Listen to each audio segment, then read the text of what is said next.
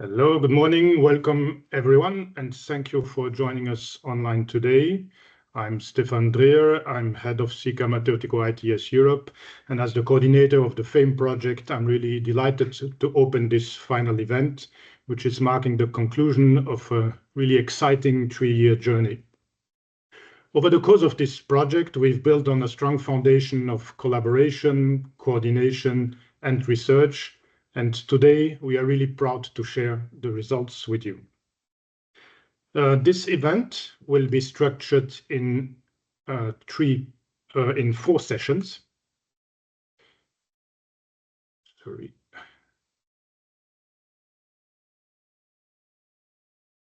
In 4 sessions, so starting this morning with the general overview.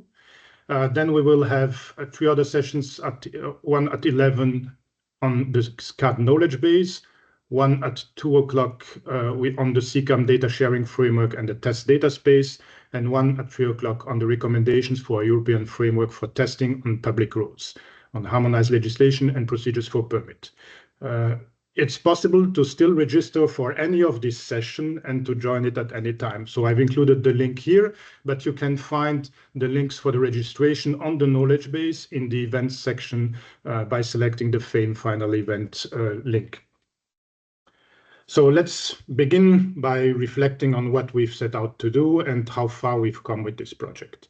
Would just like to mention that in case you have questions, so we will not necessarily have time to address them live, but you please use the question and answer section in the webinar to post your questions, and we will do our best to answer them live. And if we have some time at the end, we can also have some live answers.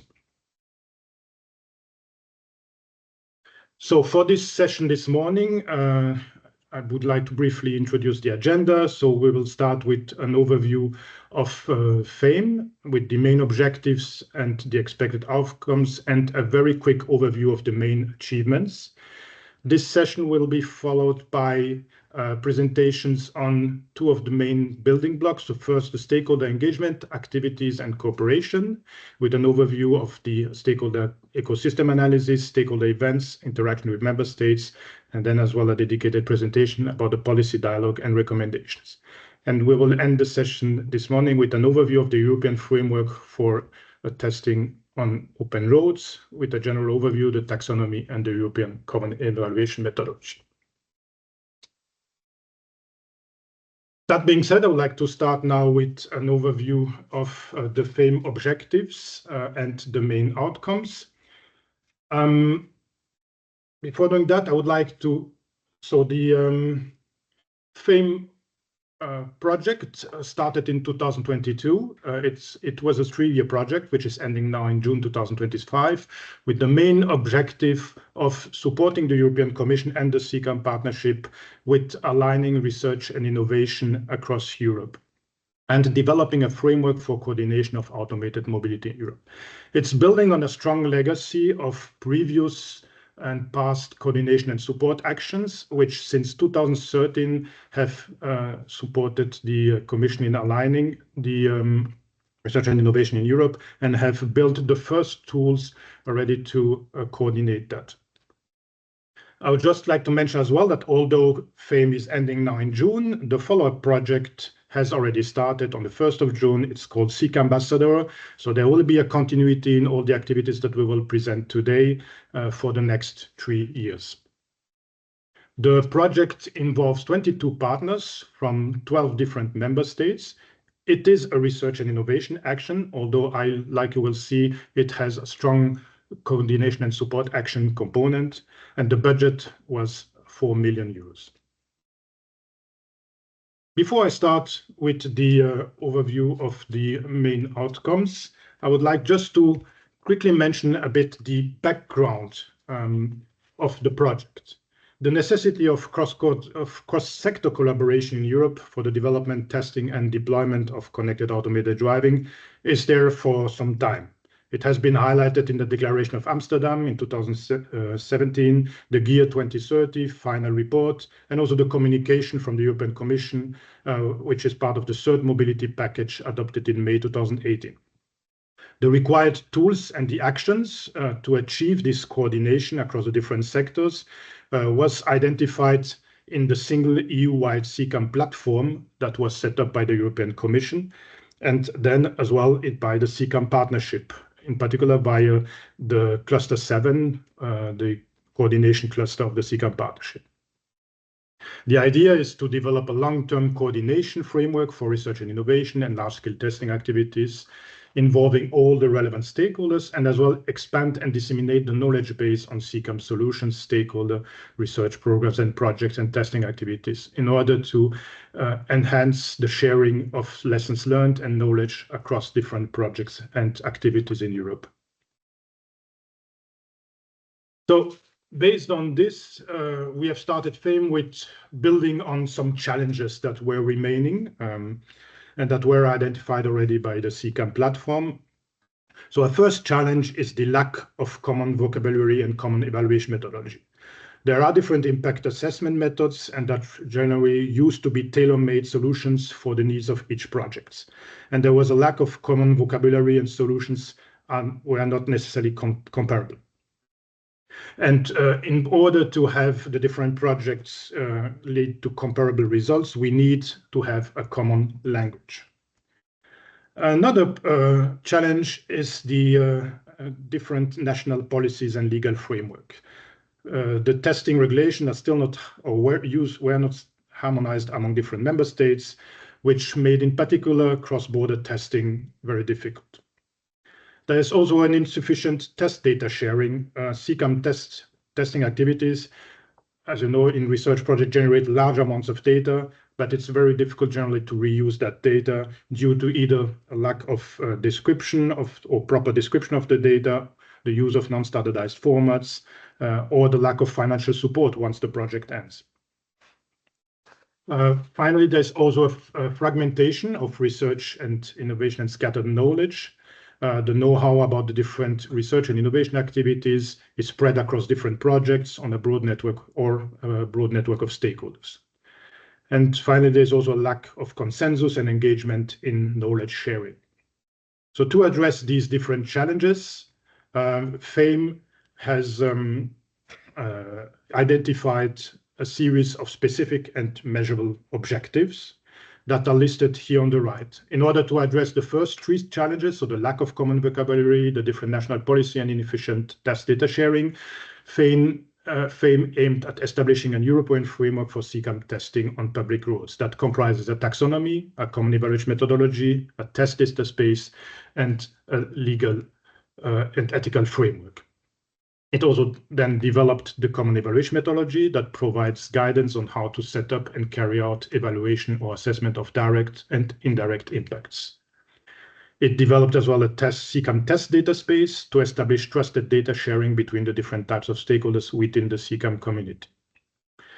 Then to address the two last challenges, so the fragmentation of research and innovation and lack of consensus, the objective of FAME was to engage the stakeholder network of the CCAM partnership and enrich it by a broader European international CCAM stakeholder community for further alignment.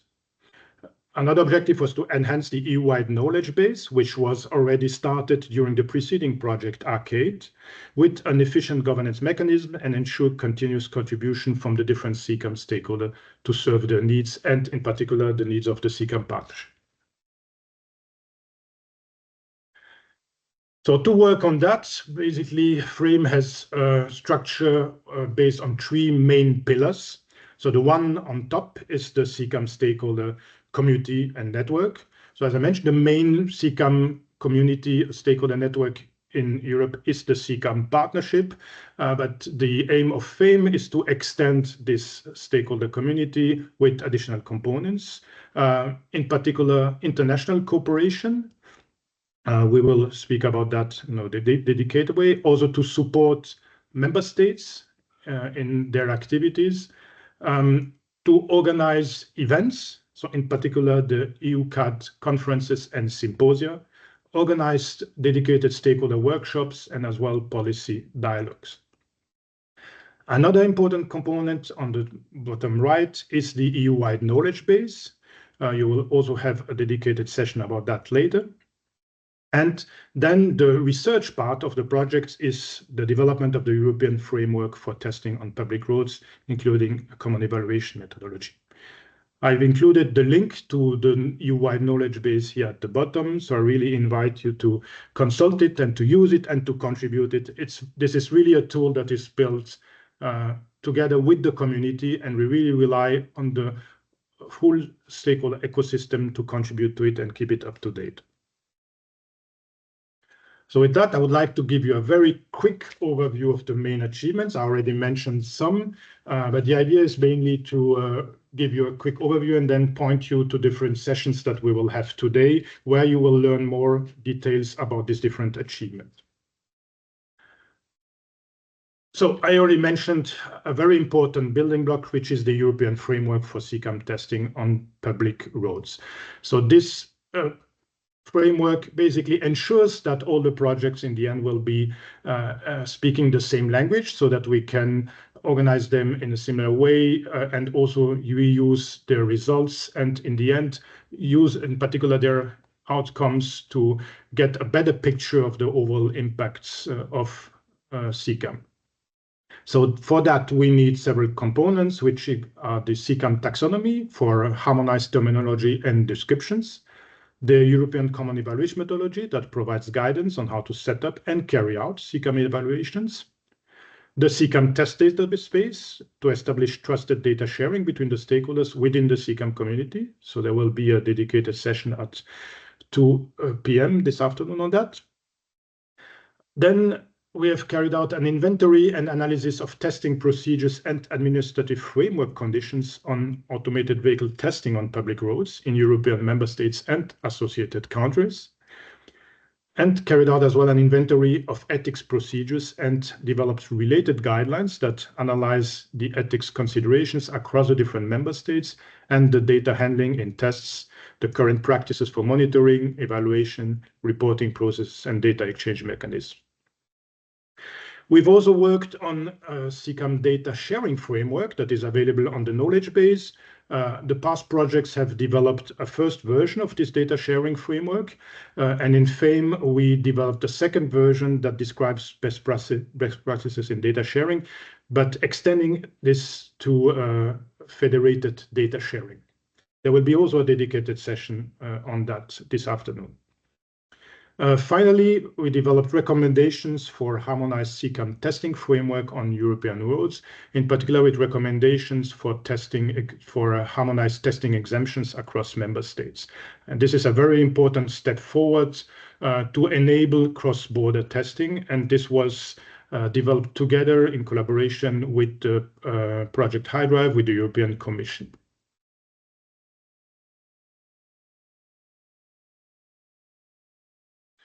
Then, if I continue on the achievements, another very important building block is the knowledge base. As I mentioned, it was already developed in the preceding project, Arcade, but it was significantly enhanced in the FAME project with content across all the different sections. So I just mentioned them here quickly on the right. So there are projects overview, evaluation methodology, data sharing, practices, policies and regulations, strategies as action plan, and in particular standards. You will also have a dedicated session about the knowledge base at 11 today. Then regarding stakeholder engagement and coordination, we worked on a stakeholder analysis map with the CCAM ecosystems on research and strategic level. We had several outreach and engagement activities with research and innovation projects and also the wider CCAM stakeholder community. So these are basically the workshops that we organized, and they were always based on requirements and priorities that have been collected, in particular together with the CCAM Partnership. We organized together with the Commission and also the CCAM Partnership the UCAD events. So these are the UCAD conference in 2023 and 2025 and the UCAD symposium in 2024. I also mentioned the international outreach.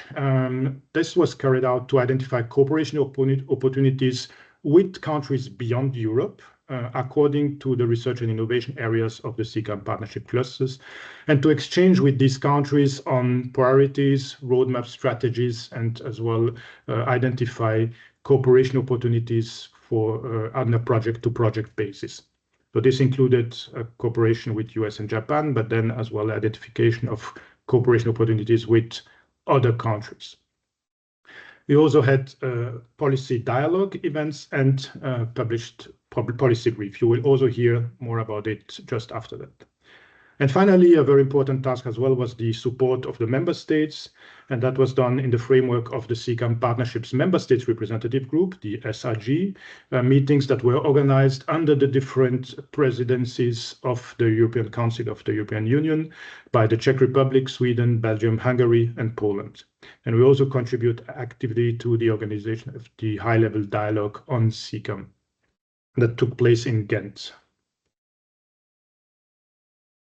That's my last slide for the introduction. And now for the second part on the stakeholder engagement and cooperation, I would like to hand over to Caroline Zachreus from VDI-VDE.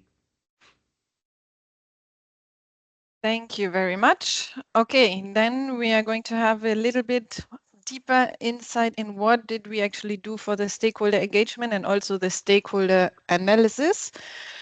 So the idea was, of course, not only to engage like a wider stakeholder network and enrich our network with different other stakeholder types that are potentially also still missing, but the idea is also to create a self-sustaining feedback loop, not only for the stakeholder engagement by itself, but also for all the other work packages that need specific input from specific stakeholders, and to also form a wider CCAM community and engage in stakeholder interaction. We have been looking in different levels of the CCAM network. As Stefan already mentioned, we looked at the R&I projects, but we also looked on a more strategic side, analyzing, of course, the CCAM partnership, but also the different associations that are related to CCAM, not specifically only focusing on CCAM, but still like touching on the topic. And the first result, looking at the CCAM association, we can see, of course, the spread within the European countries. And we can also see that we have a very strong focus in Central Europe. But if we go towards the further Eastern European countries, there's still some potential to include some further key stakeholders and players into the ecosystem. Looking into the geographic spread within the funding programs and within also a time scale, looking from FP7 from the left-hand side to Horizon 2020 projects and then to Horizon Europe projects. We, of course, identify, I mean, the trend is the same. The Eastern countries are still a little bit underrepresented, but we also see that they are engaging further and further, but we also see a shift in Spain, for example, picking up in a lot of research and innovation activities. Looking not only into the different countries that participate into research activities, we are also looking into different stakeholder types.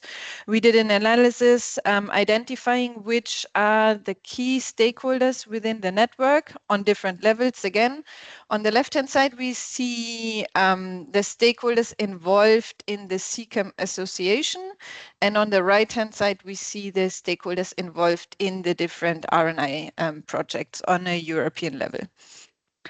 And here we can identify that while the academia is still very strongly engaged, academia, I mean universities, but also research institutes. So in the white turquoise part and also the yellow part, we also see that local authorities and also user-side stakeholders are slowly picking up into the contribution of the CCAM activities. I mean, it's also obvious we want to go from research activities and from technology development towards further, large-scale demonstration and of course deployment and eventually the real-world self-sustaining solutions. So therefore, we also need additional partners and only universities and the technology providers.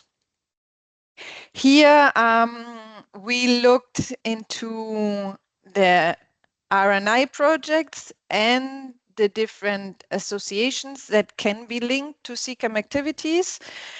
And we integrated it in a network analysis to see which of those associations, but then also if you zoom further in, which I don't do in here, but I show you in a second another graph on that, you see the different stakeholders that are very well placed in the center of all the activities.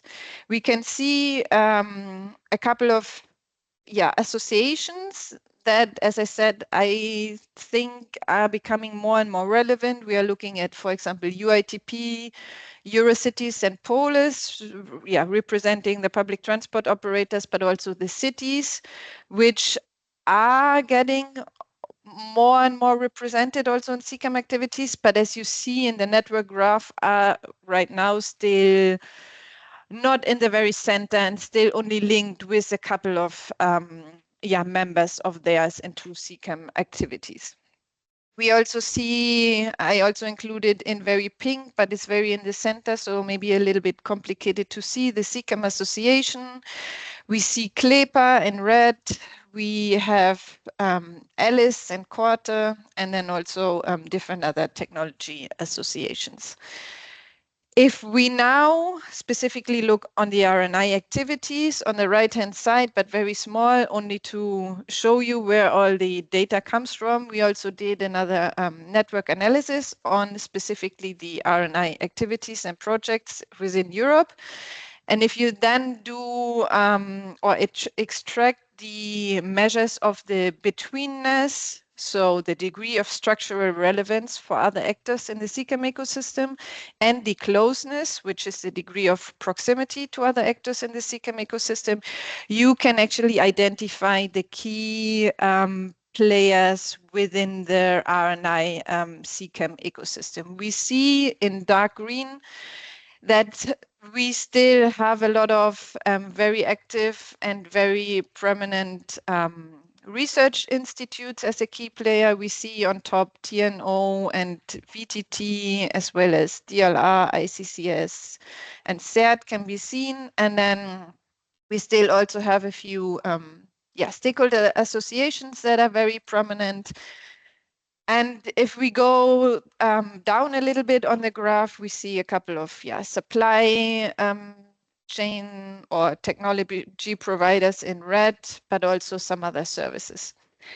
And as I said, so the higher up on the right a player is, it is kind of identified as a key player because it is on the one hand side identified as a community lead through short communications channels to proactively set topics, but also in the upper side as an ecosystem enabler, so connecting many links that maintain the ecosystem. So after identifying all this, we of course also did some actual engagement activities. We were on the one hand side setting up set of FAME and CCAM live talks. We started with a live talk on data and AI and connected in CCAM, going over deployment of automated mobility for public transport in European cities. Then the next one was more technology related and related to how do we actually reach large-scale deployment activities. And the last one was related to the homologation and legal requirements for automated vehicles. So we were trying to really also cover the widespread of different activities and also with that address the different stakeholders, partially of some of them also still missing in the ecosystem.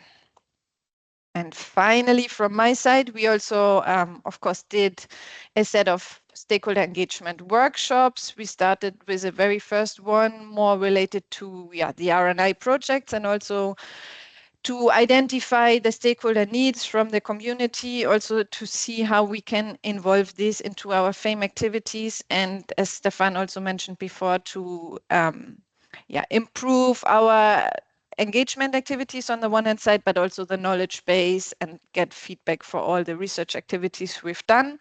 The second one was a bit more specific towards testing regulation framework.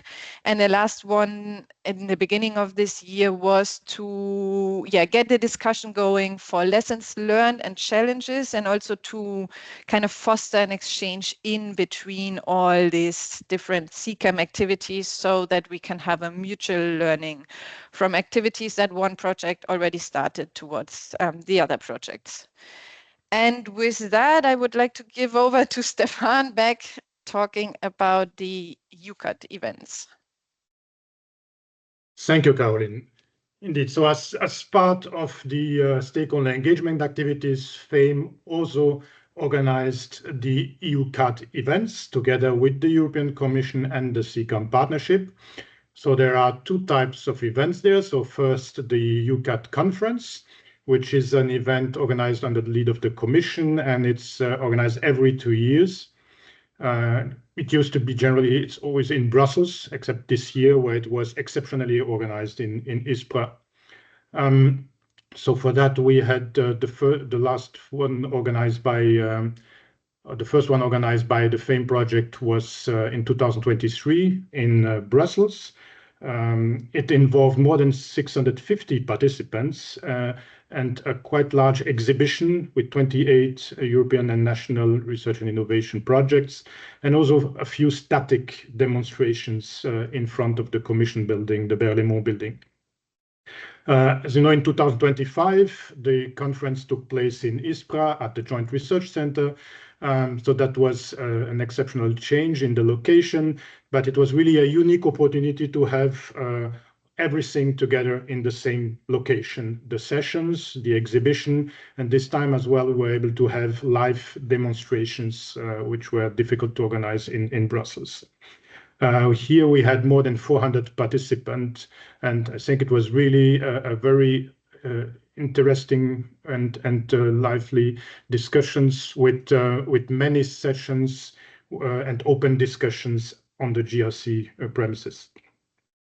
In between these UCAD conferences, the FAME project organized as well the symposium. So these are smaller versions that they have been introduced in the past by the preceding CSA projects to fill the gap between the UCAD conferences, keep the momentum with the stakeholders, and continue discussion on the important topics between the conferences. The FAME project organized the symposium in Dublin in 2024, together or in conjunction with the TRA event at that time. The next UCAD conference, the big one, will take place again in Brussels in 2027. But before that, we will have the UCAD symposium next year. And it will not take place with TRA, but will be organized in Switzerland. We will give you more details soon, so please stay tuned for a very, very interesting event there. On the next slides, another activity from FAME, as I mentioned, is to support the work of the member states. And to do that, we have interacted in particular with the member states representative group of the CCAM Partnership. As you might know, this state representative group has a role to advise and actively support the achievement and objectives of the CCAM Partnership and ensure complementarity with the national policies, the priorities, and the programs. FAME was represented in the 5 SRG meetings that were organized so far under the different presidencies of the Council of the European Union since 2022, starting with the meeting in Prague, in the Czech Republic, in Gothenburg, in Sweden, in Brussels, in Belgium in 2024, Budapest, also 2024, and then finally the last one in April this year in Gdansk in Poland. In these different events, we regularly informed the member states about the different coordination tools that are developed by FAME. We gathered information also about national and local projects and demonstration activities. So you will hear about the knowledge base later, but this interaction with the member states really helped us to populate the knowledge base with national activities. Today, more than half of the projects in the knowledge base are national projects from member states. We also gathered information for the analysis of testing procedures. You will also hear about that later. At 3 o'clock. And in the last event in Gdansk in particular, we presented learnings from the workshop organized by FAME in March, that was mentioned by Caroline, on the methodologies for assessing societal acceptance and blockers. So social readiness has been identified by member states in the SRG as a priority topic. And FAME here really wanted to share and help share the knowledge and lessons learned from the CCAM partnership projects on these topics. On the next slide, this cooperation with the member states also extended to the high-level dialogue that was organized in Ghent under the Belgian presidency of the European Council. And there we co-organize in particular a session, workshop expert breakout sessions on removing barriers for connected and automated vehicle testing. That followed up on the workshops that we organized on the testing regulation framework in order to develop the recommendations for testing regulations, about which you will hear later. Then on the next slide, last part of our stakeholder engagement is the international cooperation that extends beyond the member state, beyond Europe. So here, the FAME project is supporting the outreach at international level with basically two types of activities. So the one is the bilateral exchanges with both Japan and US. It used to be a trilateral exchange between the three countries at government level, between the European Commission, the US Department of Transport, and the Japanese Ministry of Land Infrastructure and Transport in the past. Now it's a bilateral cooperation, so we organize a series of bilateral meetings, generally in the frame of the different events or conferences, in particular the UCAD event, but as well the TRB Arts Conference in the US or the Mobility Innovation Weeks in Japan. There, in these bilateral meetings, we focus in particular on supporting the European Commission in identifying project-to-project cooperation opportunities. So we identified first common topics of interest, common areas of interest in the different countries, and then we invited the different projects of the CCAM partnership to present their outcomes, and together with other projects from these other regions. We identified, as you can see here on the list, several topics of common interest, with Japan in particular on urban mobility, user engagement, social impact, safety validation, and with US on digital infrastructure, artificial intelligence, and intersection safety. So as you can see here, more than 12 different projects of the CCAM partnership have participated in this meeting. Another activity is then to also identify cooperation opportunities beyond US and Japan. So for that, we organized so far 2 international workshops in the frame of UCAD. So the first one took place in 2023 with UCAD in Brussels, and then we organized another one now in ISPRA in 2025. There we invited representatives from different countries to present about the activities that are happening in their respective countries in the area of CCAM. And we also try to identify the counterpart organizations. So the organization in charge of the development of the CCAM roadmaps in these countries, the main organization in charge of CCAM activities, in order to see where we can cooperate and who we should contact to identify possible cooperation opportunities. And the objective for that is to support the CCAM partnership when we are developing new work programs and new calls, to provide some precise recommendations there, depending on the topics of the call, with which countries the projects should try to cooperate.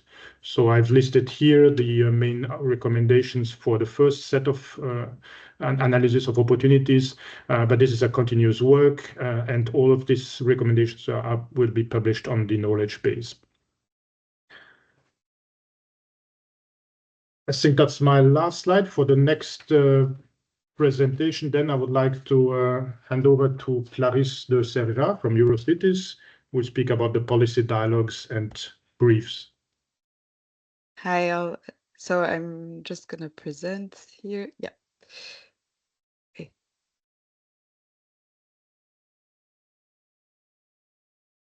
I think it's not working. I apologize. I'm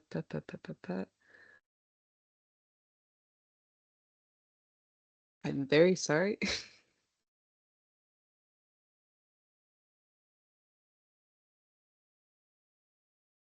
Bon, I'll get there.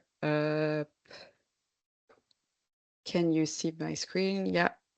Yes. I think it should be fine. Apologies for this. So today we will talk about the policy dialogue and recommendations. So as per my colleagues have mentioned before, we've done a lot with international cooperation and national cooperation. But here the idea was really to make the links between those stakeholders that Caroline mentioned before that are usually a bit left out of this kind of CCAM developments and deployment talks. So it's quite obvious that here we will talk about the local authorities. So this includes cities, but as well as public transport operators and authorities. So as part of FAME, we organized a series of stakeholder engagement strategy targeting cities, and we included this as part of policy dialogues packages. So one of the central objectives of FAME is to convene these experts, policymakers, and other relevant stakeholders to debate about the legal and regulatory dimensions of CCAM, and also to validate the recommendations developed throughout different work packages. So the work package that other colleagues will present a bit later on the policy recommendations for testing CCAM has also been used and validated through these policy dialogues. But these discussions also include other considerations such as the inclusion, affordability, and sustainability, which are aspects that are quite relevant for cities. So we organized a series of policy dialogues, and at the end, we produced policy briefs that could reflect what was discussed within these policy dialogues. So the methodology here was really either in the forms of workshops or policy dialogues that you can see in the timeline below. And we also, aligned all of these with the European Commission and the CCAM Partnership. We've tried to include them as much as possible in these discussions, and we've always tried to have city authorities as part of the discussions to reflect on their challenges or what they've done and the solutions that they've thought about to facilitate CCAM deployments. So these are just a handful of the events that we've organized. So as Caroline mentioned, there were also online tools that were used, such as the live talks. We also have platforms internally with our city networks, but also next to that, we also used the events that were facilitated by FAME, which was the UCAD and also the consortium meetings. So with that, we could always provide kind of a status of what we were developing as recommendations in these policy briefs, because we always try to turn around these recommendations in a way that they are also reflecting what was being said and developed in FAME, but could also be useful for cities to know about. So the first release was really to get those stakeholders who are not really involved in CCAM to get a bit more familiar with the topic. So we decided to take a bit the stance on how can CCAM contribute to achieving climate neutrality. So in this, we presented a bit what are the use cases that are usually talked about in the case of urban mobility, whether it's for passenger or for logistics. And also to understand a bit the need to actually test more to be able to confirm and validate the use cases that are really relevant for cities. So this was the first one. The first one was released on in November 2023, and this one is available online. So I think the link will be shared afterwards when you'll have the slides. And the second release here, so this is not yet published because it's still in the process of being peer reviewed. The target audience here is a bit different because it aims to facilitate CCAM deployment in cities, but it is based on discussions to see what kind of support the local authorities would welcome from their national authorities. So in this policy brief, we aim to address different pillars, which is the regulatory harmonization, the public trust and acceptance, the infrastructure, the data governance, the climate goals, and the cross-sectoral collaboration. So as an example, we would try to always make the links with what is already there, like what are the new developments, especially coming from the EU. Because in the case of, for instance, the regulatory harmonization, we know that the EU has done a lot in the past years, especially with the ITS directive. So we know that a lot has been done. We also know, based on the work that's being done in the Work Package 5 on regulatory recommendations, we know that at least 2/3 of the countries in the EU have established laws for testing automated vehicles. But we know that there's a lot of issues in terms of the harmonization of these regulatory frameworks, which makes it really complicated to deploy. So with that, we try also just taking the example of the regulatory harmonization to show how the FAME project can support this with this new permit procedure that it has developed, and how can it support cities in a way that's that they can deploy in a meaningful way. There are other topics that are quite important for cities, such as the public trust and acceptance. So we know that a lot of countries are taking kind of steps to facilitate this. So kind of minimizing the safety risk and increasing the public acceptance. So we wanted to see a bit how could these be scaled up. So once again, here we can link it to other initiatives, but the one in the FAME project, for instance, was the development of this ethical checklist that Stefan mentioned a bit earlier.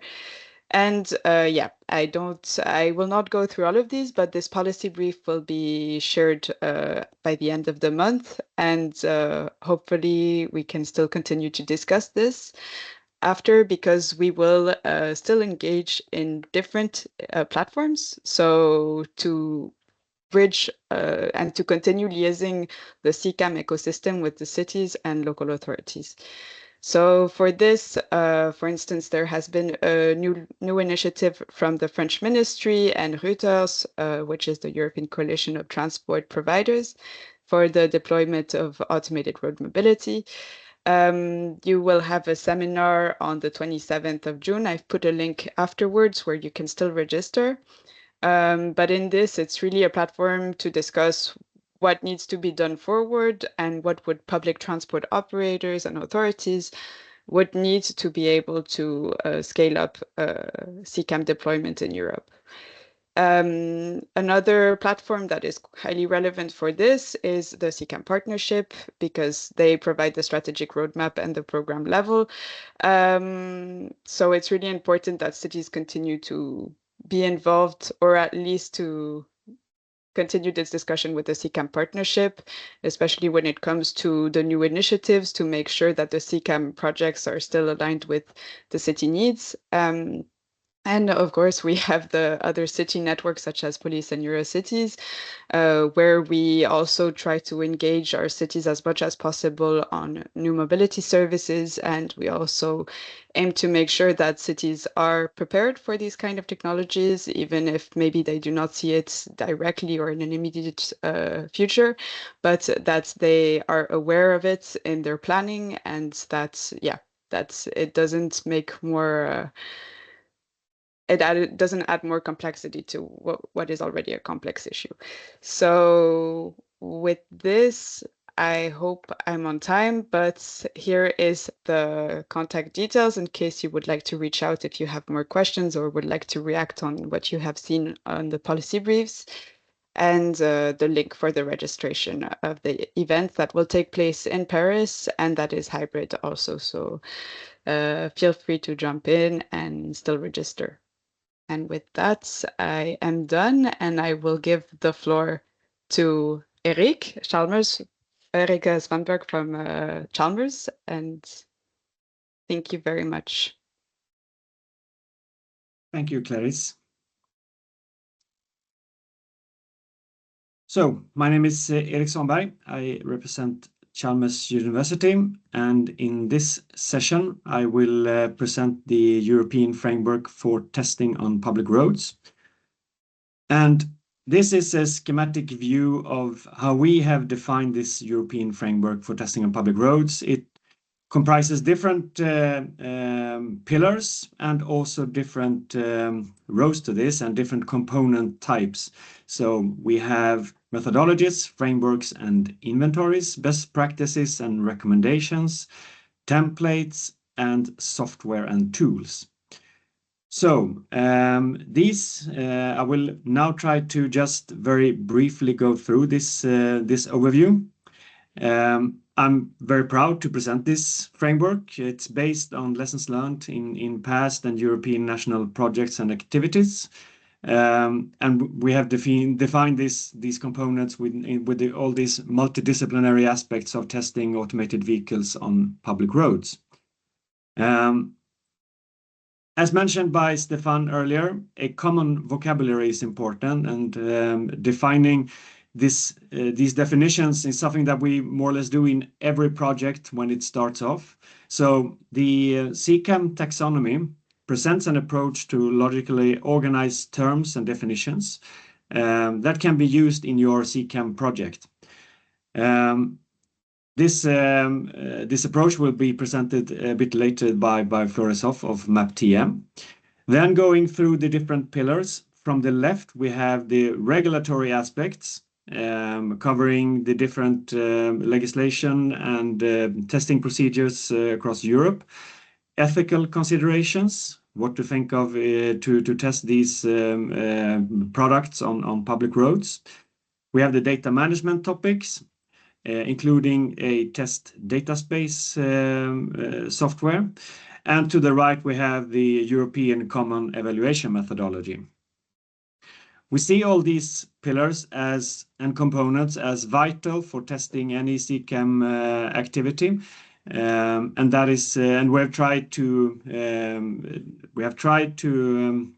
elaborate on each of these. Starting from the left then on the testing, on the regulatory aspects.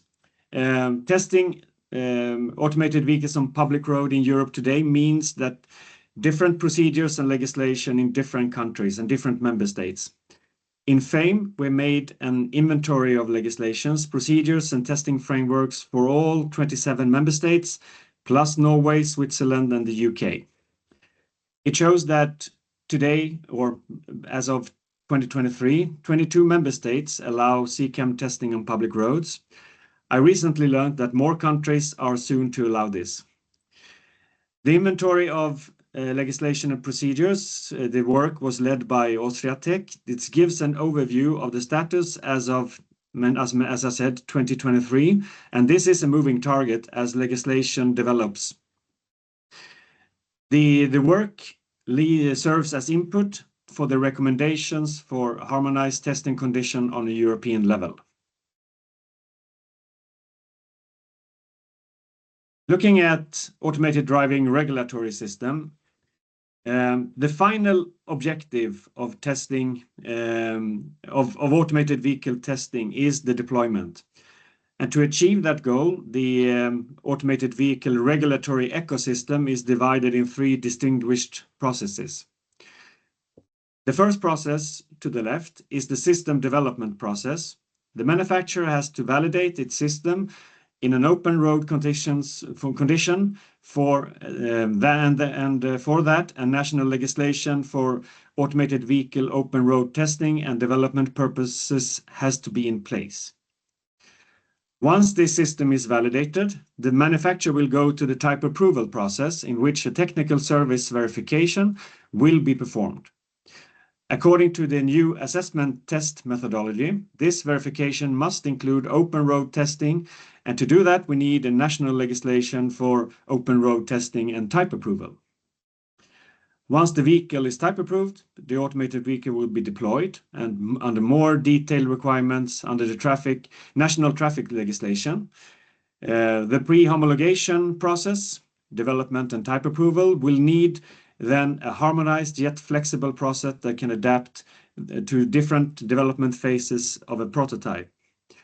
FAME, the project, has created a flexible framework that can address this pre-homologation process and these pre-homologated systems, making recommendations that can be tailored to each specific testing activity and system. So as you can see, this is the blue box on this part that has been addressed for these recommendations. The recommendations for harmonized testing conditions includes a 2-step approach for documental submission stages and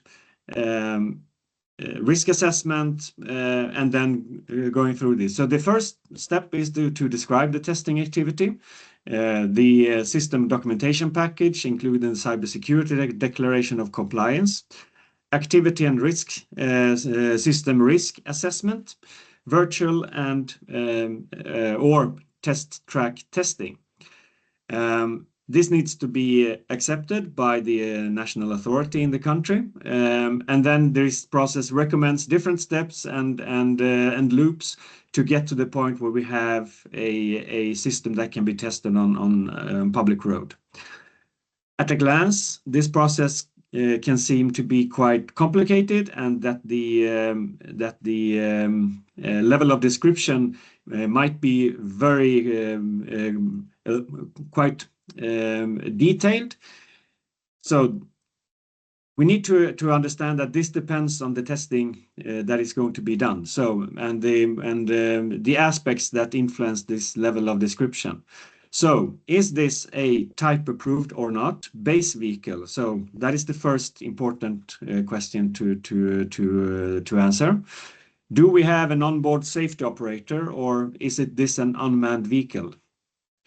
Is this a cross-border test, which then means that we need to have collaboration with many authorities in different countries, and of course also the scale of testing activity. So the framework that has been developed can be used for a small-scale test, having 1 or 2 vehicles, type-approved vehicles with some additional sensors and a system that have a safety operator on board. To a large European test where you have unmanned vehicles and traveling from over cross borders in different European countries with many vehicles, not just 1, 2, or 10, but hundreds of vehicles. So that's why we need to have this flexible approach to these recommendations. The recommendations further then look at what to consider for remote safety operators, data logging and monitoring, and as well the mutual recognition, including the establishment of the safety validators group for cross-border testing. The recommendations also include an ethical checklist based on previous work in European projects, considering these ethical aspects of testing automated vehicles on public roads. Moving on then in the pillars, in the different aspects, we have been looking at the data topics and working on an updated version of the data sharing framework that was created in a previous project, Footnet Data, back in 2017. This update has been looking into all the different aspects that has been considered for efficient data sharing on a European level. Data sharing agreements, of course, very important and could be a blocker for future use of data. Training on data protection, data governance procedures, support and research services, financial models for this, and more on the practical side, data and metadata descriptions and data protection recommendations. So this material has then been used to serve as input for the development of a CCAM data space for test data. The data space is using the approach of federated data sharing, and the aim is to make data sharing easier for large-scale European projects sharing data, but also for national projects and organizations that have data available relevant for testing and for research and innovation in Europe. So in more detail, we will describe these topics. The two later ones will be described in CCAM data sharing and test data space session today at 1400. Led by Chalmers, me, and my colleagues from Vicomtech. And then 1 hour later at 3 o'clock, we will present the recommendations for harmonized European framework for testing on public roads, led by Austria Tech and IDIADA. But to this, I think I will share then move on in the description of the framework, and I will just see if I have. Yes, we have Florisov of MapTM that is going to present the taxonomy and the taxonomy tool for CCAM. Thank you.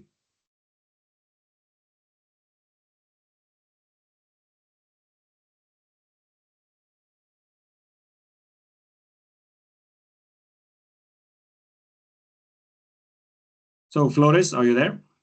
Yes, I'm here, sorry. All right, very good. I had to log in once again. So yeah, thank you, Eric, for presenting. I'll now just present some slides on the taxonomy. So here we go. So in the FAME project, we developed the CCAM taxonomy, and the CCAM taxonomy is basically a glossary. So all kinds of CCAM terms. Not only a glossary, it really depicts the relations between terms, the hierarchical connections, the source materials. You can filter on specific context, etc. So it's really providing a standardized way of the terms in the dynamic field of the CCAM system. As said, it's been built on existing standards and taxonomies such as the ISO, SAE, etc. So we've really used all the things that are already present. It's providing it in such a way that it's a uniform and standardized way of all the terminology that is currently present in the CCAM realm. And it's continuously updated because obviously all these terms and terminologies in this innovative system are changing as well.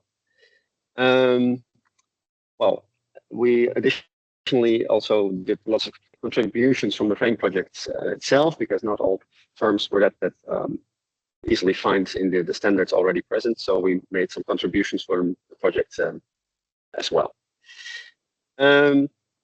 So next slide. Yeah, I said it's a systematic and hierarchical classification approach. So currently there are, I think, 420 terms in the taxonomy tool. And it's also depicting the parent-child relationship.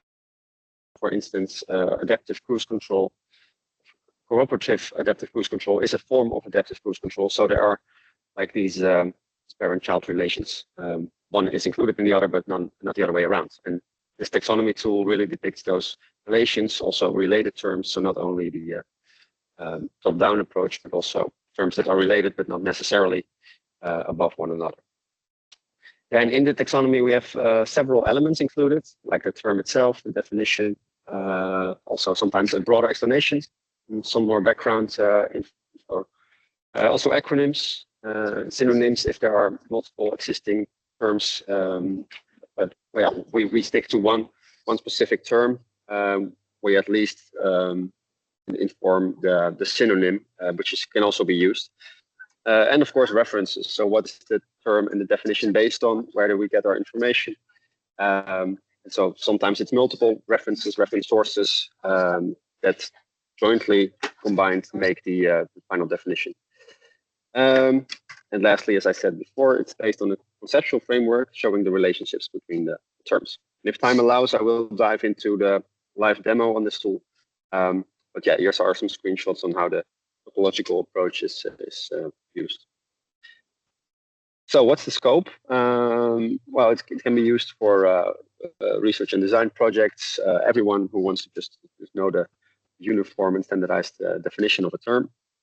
And over the last 3 years, we have performed 4 updates. So the taxonomy tool, the first version was finished 1.5 years ago. And since then, we have made 4 updates, contains now approximately 430 standardized CCAM terms. It also has strong links with the EU SAM handbook, which Sato will dive in a few minutes. So all those terms, which are also present in the evaluation methodology, are present in the taxonomy. So it has this close links with that. Yeah, why would you use the taxonomy? Well, it aids in comparability. So if you have a project, 2 projects, you have at least the same definitions and terminology used. Therefore, you can easily compare and then have complementarity and scalability abilities. So by having a standardized and uniform way of describing CCAM project systems, scenarios, we can easily compare and use the same outcomes. So it supports, as I said, research and design projects, but also the testing, pilots, and the deployment of wide-scale CCAM solutions. So it's open for everyone. You can just go to the knowledge base. I will show you in a few minutes how that works. And you can just choose, I'm in the train, so you might now hear some speaker. Maybe you hear it, but I'll just continue.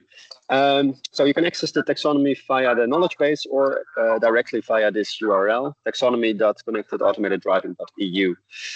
Then you have multiple navigation options. You can use the search bar or the alphabetical categorization. So if you're only interested in AI, just click on the AI context. That's another filtering. Or if you're only interested in all terms with a C, you can go to the C tab on the right. Then the term view. So you have always a definition, explanation, the sources and relationships. But I'll show you in a bit how that works. And lastly, users can add terms and families to my list. So there is an option to export your word list, and not only the words like a glossary, but also the relations, the source. Yeah, so you have for your new research or project, you can just have this full terminology list exported from this export function. And always, if you have questions or suggestions for this taxonomy, maybe you miss some terms or you think some definitions are not correct, you can always use the contact form and we directly get a message and we can update it or get a discussion on where to get the right information. Yeah, and one final result, I think that's quite nice to have as a project. We have now 4 updates with in total 430 terms, so it has been expanding over the last 3 years. But also we see now more and more requests from other projects to incorporate their taxonomies as well. So over the next years in the follow-up project, these will be aggregated in CCAM Ambassador follow-up project. And I think for now it has only been Symphonica project and the Fee for Safety project, which ask to get their taxonomies included in ours. And that's the presentation, but if time allows, I would like to go to the taxonomy. So this is the taxonomy tool. Let me just stop sharing and share again. Here we go. So this is a tool itself. As said, you have this is the home page. You have on the left-hand side filtering option. So if you're only interested in things regarding AI, you have now only AI terms. And for instance, I can say I want to add all these terms to a text file. I can export these. Here I have a text file which well, I think it's not showing for you, but you download the text file and then you have all the terms with the definitions, etc., in your download folder. If we go, for instance, to the so let me uncheck the AI box, to the SAE taxonomy of driving automation. You see this is the main term, current consensus, that's the definition here in the top. Some explanation for more detailed info, the references, so this comes directly from the ISO. And there is a related term which you can click on via this link or via this on the right-hand side. What you can see here in the bottom is that the SAE taxonomy of driving automation, so the levels, they are depicted below this term. So each level 1, for instance, is the taxonomy of driving automation. So this way you can easily navigate through this taxonomy, see the relations between terms, the parent-child relation, and add this term to my list. Here you see on the right, my list is now one term, or I can add the term family to my list. And I'm not sure why this doesn't now show, but another one should happen. Well, in the end, you navigate via the alphabetical order, the search bar, if I'm interested in connected, an automated vehicle, the CAV. Same goes for this. In the end, you always see if it's related to a SAM handbook term. So the common evaluation methodology here on the left-hand side, you see the green bulb that's depicting that this is a term which is also present in the EU SAM handbook. So these links are also there. If you're a first-time user, you will always see this green box with an introduction, how to use it. But if you click it away, the next time you'll enter this website, it will not show. Yeah, the last thing I want to show, contact form. If you have any questions, suggestions, or any updates you would require, just fill in this contact form and we'll get in touch. So with that, I hope it worked. It was from a train, so I hope you didn't were disturbed by this communication. But yeah, thanks. And now I would give the floor to Satu to present the EU SAM handbook. Thank you very much, Floris, and it worked pretty well. We didn't hear too much noise from the background. So yes, my name is Satu Innamaa, and I'm here to present the common evaluation methodology for CCAM. We published this kind of draft 1 year ago, a little bit more than 1 year ago, in May 2024. And we published this for getting feedback from the community. So we organized a summer school with the target audience, so those were more towards the junior members of the evaluation teams. We had several small expert workshops. We got directly feedback from more than 30 external experts. We had a lot of internal workshops, and we did detailed editing of the full manuscript, language revision, new design, etc. And finally, 1 year later, now 1 month ago, in early May, we published the final version of the handbook. As Eric already told you, the handbook is part of the European framework for testing on public roads. The objectives for our common evaluation methodology was to ensure high quality evaluation, aligning with the taxonomy being also part of the framework, is that also for the evaluation we wanted to provide common vocabulary and common basis so that it's easy to understand one another when sharing your results and explaining your approach. We wanted everyone to benefit of the lessons learned in different evaluation methods and evaluation approaches and best practices found. We wanted to support the comparability and complementarity of different evaluation efforts. and ensure that then these results can be exploited well. And obviously, the high-end goal is to provide good input for decision and policy making that supports both public authorities but also industry. For the handbook, we developed 5 different principles. Guiding star principle tells that we provide the minimum requirements for evaluation and set a good basis so that the effort or the resources used for evaluation are used for good purposes. Collaboration principle means that we use the best practices found and lessons learned and share them with everybody. Comply or explain. Even though we try to make the guidelines as generic as possible so that it would be could be adapted to any project, it can be so that then for your particular project you have good reasons for not following some guidelines, and then that's okay. You can just report it that was not applied, and that's fine. Agility principle means that as the technology is developing really fast, the regulation framework or regulatory framework and all that, so it's really hard or the evaluation team cannot really think that the day one they start what was known that day that is gonna stay there like that for until the end of the project. You need to be agile also in the planning of the evaluation and when doing the evaluation. So the agility principle was one of the guidelines that we thought of throughout the development of the handbook.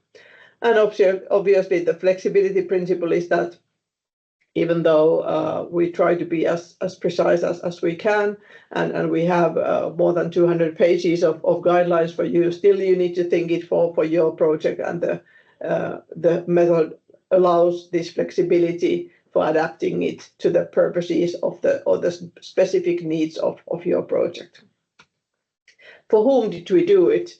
Well, we have the automation in road transportation in mind, both people and goods, all kind of vehicles, all kind of business models or operational models, can be private, shared, public. We are thinking about automation levels 3 and higher. It can be with or without connectivity. We are thinking about the use cases of public roads, so not these kind of dedicated areas where there would be totally unmanned areas, but probably most of the guidelines would be also fine for those. These guidelines can be used in ex-ante evaluation or ex-ante impact assessment when you want to know about the potential impacts before you do deployment. Can be used in ex-post evaluation when you have already implemented something and you want to know what are the consequences of that implementation. But also if you are designing or deploying CCAM systems and you want to maximize the societal benefits, you can, for example, compare different service scenarios and see what are the consequences or what is the best alternative for your purposes.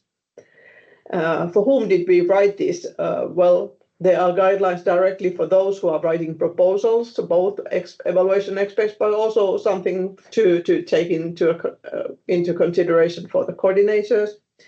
There are guidelines that would be good to know also those who are evaluating the project proposals. But we have guidelines then for those developing evaluation plans and conducting evaluation, which is probably not a big surprise. And we think that this would be also very valid guidelines for those who are funding evaluation of CCAM, so that then their money is used well. The structure of the handbook. Well, we based the content and the main elements of the handbook on the feedback that we received from the field, from people who had already conducted evaluation of CCAM. And that's why we started already from the evaluation or the proposal preparation phase, because we understood that there are certain things that need to be planned well already when planning the project, so that then the evaluation can have very solid ground for for being successful when the project is ongoing. So that's our chapter 2. Chapter 3 tells you how to write or how to make an evaluation plan, not just how to write it, but also how to make it. And then we have introduced different evaluation area specific guidelines in our chapter 4. And then chapter 5 is a short chapter on this reporting. And I will come back to all of these in a minute. But basically, it comes from the very planning phase until the end of the project. Chapter 2, so this is what was the guidelines for the project preparation phase. So here we have 10 guidelines for you. They are organized in this kind of elements, and they are really practical, like how to do certain things, how to set the overall scope of the evaluation. You need to plan that already when writing the proposal, and when you go through all of these, then your project should have very good start for evaluation. Chapter 3, guidelines for developing an evaluation plan. As I already said, you need to be prepared to be iterative when in your processes, when planning these, and you need to be agile. So we have 30 guidelines for different elements of the evaluation plan.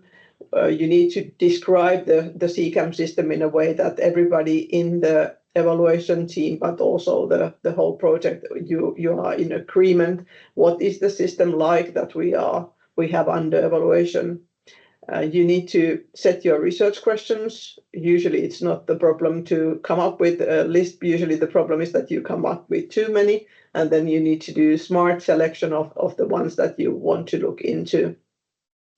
You need to define evaluation methods, data sources, tools to be used, and linkages between different steps. You need to think about the experimental design of different experiments, what kind of baselines, treatments, what kind of phases should they have, how much data, etc. And then you need to specify the data and data-related tools that you need for evaluation. And there, the interaction with the data owners is super important. Once you have completed all your iterations, the whole process is set, then you can consider your evaluation plan finalized. Chapter 4, evaluation specific guidelines. So here we introduce 18 different impact areas and evaluation areas.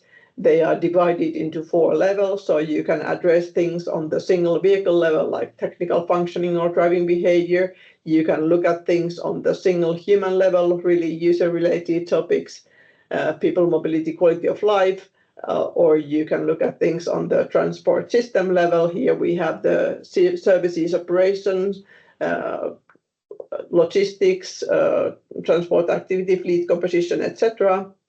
And then the highest level is the whole society. So here we have those really which go beyond the transport system. So the land use, livability, economic activity, employment, etc.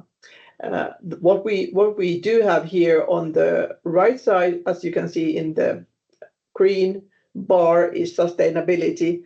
And why is sustainability linked here? Based on the number, you can see that it is linked to the society level, but as it has direct links with many of these other impact areas, they address some of the one or some of the dimensions of sustainability, and we have strong recommendation that everybody would in the end reflect their results also from the sustainability viewpoint.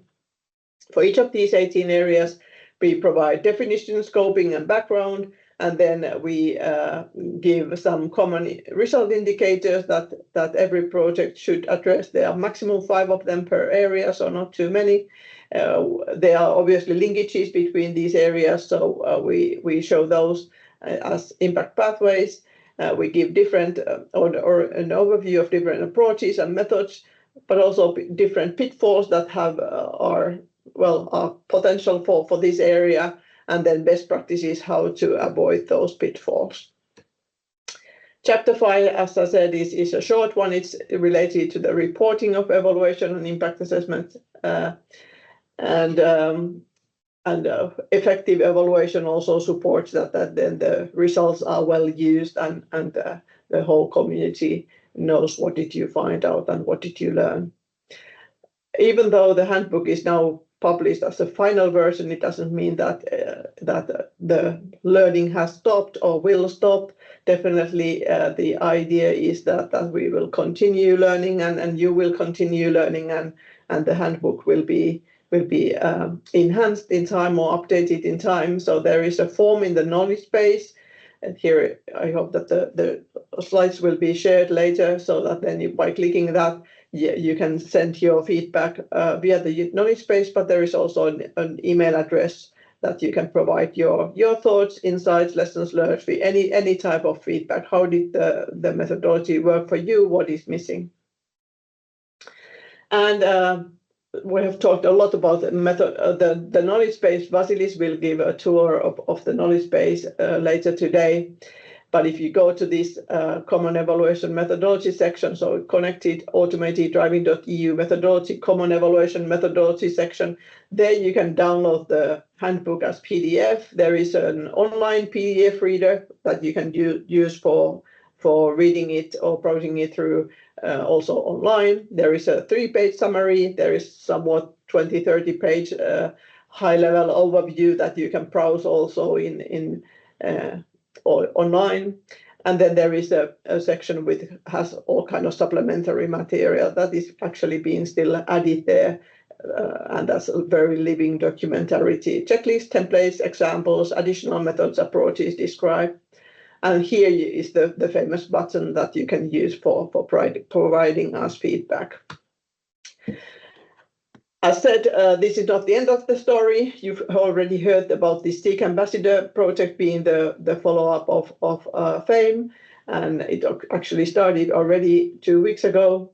And there, one of the tasks is to promote this methodology as it was so recently published, and we will also provide training materials to support it used, collect feedback, support also member states in using it, and then eventually within next 3 years to revise the handbook based on the feedback. But as said, this knowledge base section will be an online documentary, so there we don't need to wait until the next update, but you can also we can publish things there earlier.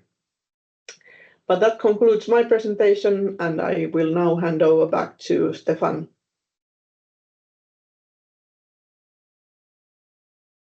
Thank you very much, Satu, and to all the presenters this morning for these overviews. We are really perfect on time and even have some minutes left, so I would like to open the floor for questions. So if you have any question you would like to raise, please just raise your hand and we can unmute you, and then you can address it to one of the speakers, or you can also write it in this dedicated question and answers box. In the meantime, I would just like to remind you about the next sessions that we have as part of our final event today. So we'll continue at 11 for an overview of the CAD Knowledge Base. That will be an interactive overview with live presentations of the different sections.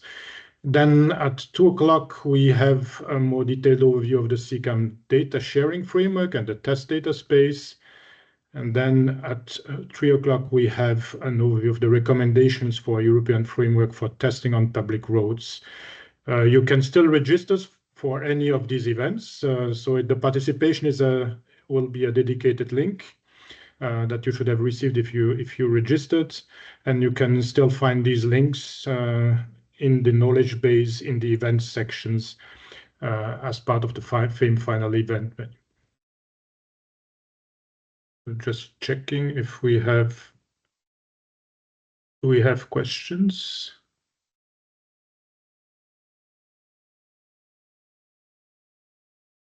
Not at the moment.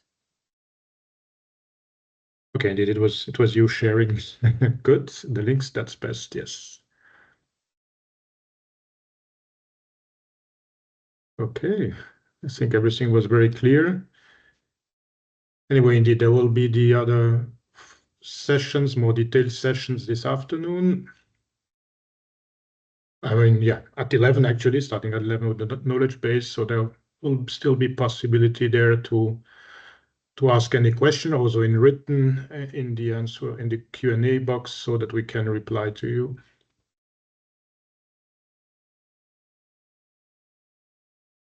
So just let's wait 1 minute in case there's any additional question popping up.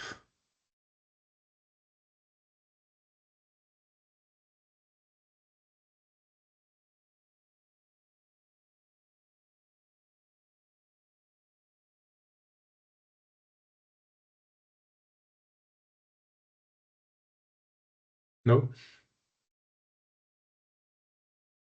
Okay, then I think we can release the attendees, and then I would like just to, on behalf of the FAME consortium, to thank all of you, in particular all the attendees and the general stakeholders of CCAM. As I mentioned at the beginning, this is really something, a work that we need to do with all of you. We are just here the people bringing things together, as the knowledge base and all the tools we have built are really reflecting the needs of the stakeholder community. So we would like to thank all of you for the contributions and for the active involvements. And as we mentioned, this is not the end, so we are continuing. We already started with the follow-up project, CCAM Ambassador. So the knowledge base will be continuously improved. It will be extended with additional stakeholder outreach.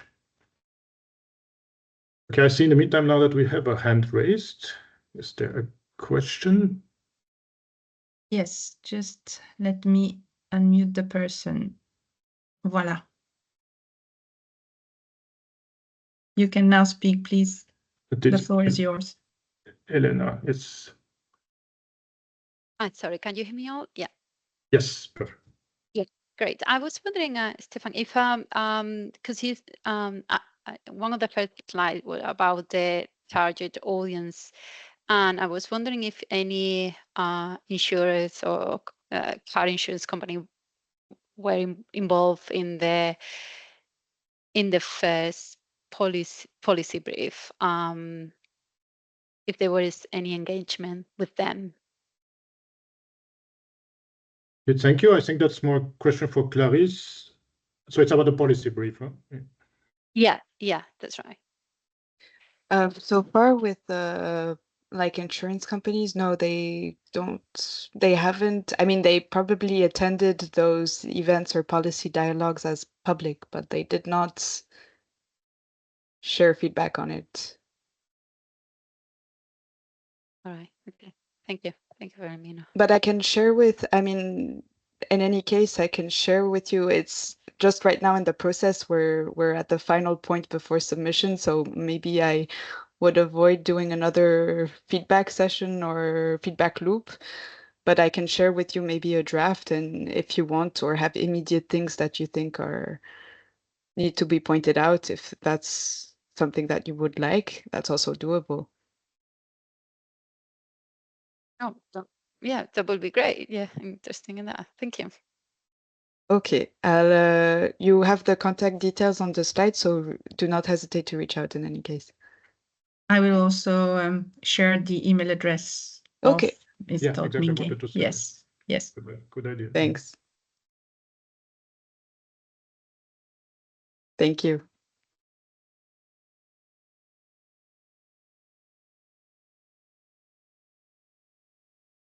Thanks for that. Any other question or hand raised? No. Okay, otherwise then I would propose to close this first session to give you time for, you have half an hour for a coffee before the next session on the knowledge base. So thank you very much to all for participating and to our presenters. Hope you learn more, and please stay in touch as we will continue with the follow-up project. So it's still the same knowledge base, the still website, still same place to stay in touch with us and contribute. Thank you very much. Thank you. Bye-bye.